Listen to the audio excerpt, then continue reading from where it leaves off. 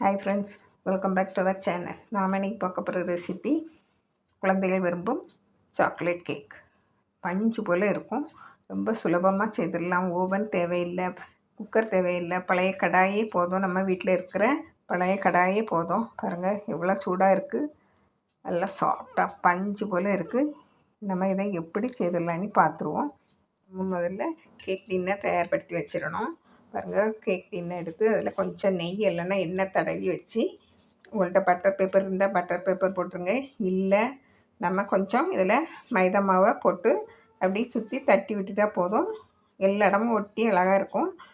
Cake ஒட்டாமல் வரும். பாருங்கள், ரெடி பண்ணியாச்சு. என்கிட்ட பட்டர் பேப்பர் இருந்து பட்டர் பேப்பர் போட்டு அந்த பட்டர் பேப்பர் மேலேயும் நம்ம நெய் தடவணும். தடவி இதை ஒரு சைடில் வச்சுருங்க. அடுத்து நான் பழைய கடாயை எடுத்திருக்கேன். இந்த கடாயை அடுப்பில் வச்சு 10 நிமிஷம் ப்ரீ ஹீட் பண்ணிடணும். நம்ம அதுக்குள்ளே பாத்திரத்தை வைக்க அளவுக்கு இருக்கணும். பாருங்கள், நம்ம இப்போ ஒரு மிக்சிங் பவுலில் 1 கப்பு மைதா மாவு எடுத்திருக்கேன். அதை சல்லடையில் போட்டு அது கூட 2 டேபிள் ஸ்பூன் கோகோ பவுடர். பாருங்கள், கோகோ பவுடர் போட்டாச்சு. 2 பிஞ்ச் உப்பு, 1 teaspoon baking powder, 1/4 teaspoon baking soda. அதையும் போட்டு பேக்கிங் சோடா குறவப்பட்டால் போதும். நல்லா சலித்து எடுத்துருங்க. நான் ஏற்கனவே மைதா மாவு சலித்து தான் வச்சுருந்தேன். இன்னும் ஒரு நேரம் நல்லா கலந்து விட்டுருங்க. நல்லா கலந்து விடணும். நல்லா கலந்து விட்டாச்சு. இனிமேல் நம்ம மிக்ஸி ஜார் எடுத்து அதில் 1/2 கப்பு சீனி, நான் மைதா மாவு எந்த கப்பில் எடுத்தேன்னா அதுக்கு 1/2 கப்பு சீனி, அப்புறம் 2 முட்டை, 2 முட்டையும் இதில் அடித்து விட்டுருங்க. ஒவ்வொன்றா அடித்து விடுங்க. பாருங்கள், அடித்து விட்டாச்சு. இனிமேல் 1/4 கப்பு சன்ஃப்ளவர் ஆயில், வாசனை இல்லாத எந்த எண்ணெயும் எடுக்கலாம். நான் சன்ஃப்ளவர் ஆயில் எடுத்துருக்கேன். நெய் எடுத்துக்கலாம்.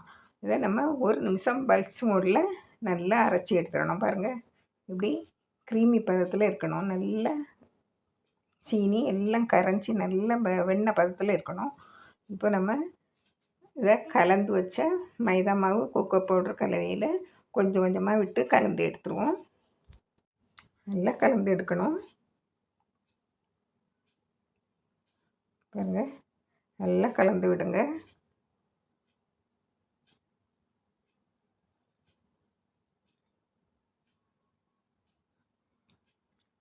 பாருங்கள், இன்னும்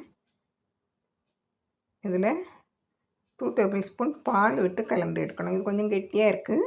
நான் இப்போ ஒரு 1/2 டீஸ்பூன் வனிலா எசன்ஸ், உங்களுக்கு வனிலா எசன்ஸ் இல்லைன்னா ஏலக்காய் போட்டுக்கலாம். இதில் நான் 2 டேபிள் ஸ்பூன் பால் விடுவேன். நான் 1/4 கப்பு எடுத்து வச்சுருந்தேன், அதில் பாதி தான் விட்டுருக்கேன். பாருங்கள், அதுவே கரெக்டாக வந்துட்டு இந்த பக்கத்தில் இருக்கணும். உங்களுக்கு வனிலா எசன்ஸுக்கு பதிலாட்டு பைனாப்பிள் எசன்ஸ் இருந்தாலும் விட்டுக்கலாம். ரொம்ப நல்லாயிருக்கும். பாருங்கள், இப்படி இருக்கணும், இப்படி மடிஞ்சு விழணும், இந்த பக்குவத்தில் இருக்கணும். இப்போ நம்ம பேக்கிங் ட்ரேயில் விட்டுருவோம். பாருங்கள், நான் பட்டர் பேப்பர் தான் போட்டிருக்கேன். பட்டர் பேப்பர் இல்லைன்னா நீங்கள் மாவு போட்டுக்கிடுங்க. மாவு போட்டு தட்டி விட்டுருங்க. பாருங்கள், இதை அதில் விட்டுருங்க. விட்டு நல்லா தட்டி விடுங்க. இந்த பபிள்ஸ் எல்லாம் போகிறது வரைக்கும் இப்படி நல்லா தட்டி விடுங்க. நம்ம ப்ரீ ஹீட் பண்ண கடாயில் வச்சுருங்க. வச்சுட்டு இதை மூடி போட்டு பாருங்கள், அதில் இந்த துவாரத்தில் ஒரு கிராம்பு வச்சுருங்க. இந்த கிராம்பு வச்சாக்கி கரெக்டாக இருக்கும். இப்போ இதை ஒரு 40 நிமிஷம் பேக் பண்ணிடுவோம். பாருங்கள், 40 நிமிஷம் கழித்து பார்ப்போம். பாருங்கள், இவ்வளோ அழகாக பொங்கி வந்திருக்கு. பாருங்கள், நல்லா உப்பி வந்திருக்கு. பாருங்கள், இப்போ பாருங்கள் நல்லா வந்திருக்கு. 40 நிமிஷத்தில் கரெக்டாக வந்துட்டு நல்லா சாஃப்டாக இருக்குது. இப்போ இதை நம்ம அடுப்பை ஆஃப் பண்ணி இறக்கி வச்சுருவோம். இறக்கி வச்சாச்சு. கொஞ்சம் ஆறின பிறகு நம்ம எடுத்தால் தான் வரும்.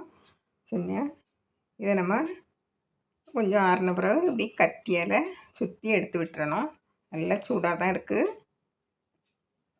இப்போ இதை ஒரு தட்டில் மாற்றி எடுத்துருவோம். நல்லா கொஞ்சம் சூடாக ஆறணும். சூடாக தான் விழும். பாருங்கள், அடியில் இவ்வளோ ஒட்டாமல் இருக்குது. பாருங்கள், வந்துட்டு இவ்வளோ சாஃப்டாக அழகாக இருக்குது. பாருங்கள், இதை நம்ம மாற்றி போட்டு நம்ம இதை கட் பண்ணி எடுக்கலாம். பாருங்கள், நல்ல சாஃப்டான கேக்கு ரெடி ஆகிட்டு. இது கூட நீங்கள் முந்திரி பருப்பு, பாதாம் எல்லாம் வச்சு அலங்கரிச்சிக்கலாம். பாருங்கள், இப்போ கட் பண்ணி பார்ப்போம். நல்லா சூடாக தான் இருக்குது. அதனால் இது பக்குவமாக இருக்குது. பாருங்கள், வெந்து பக்குவமாக இருக்குது. பாருங்கள், எவ்வளோ சூடாக இருக்குது. நல்லா சாஃப்டாக இருக்கும். பாருங்கள், எவ்வளோ சாஃப்டாக இருக்குது. இதே போல் நீங்களும் செய்து பாருங்கள். பிடிச்சிருந்தால் லைக் பண்ணுங்கள், ஷேர் பண்ணுங்கள், கமெண்ட்ஸ் பண்ணுங்கள். மறக்காமல் சப்ஸ்கிரைப் பண்ணுங்கள். தேங்க்யூ.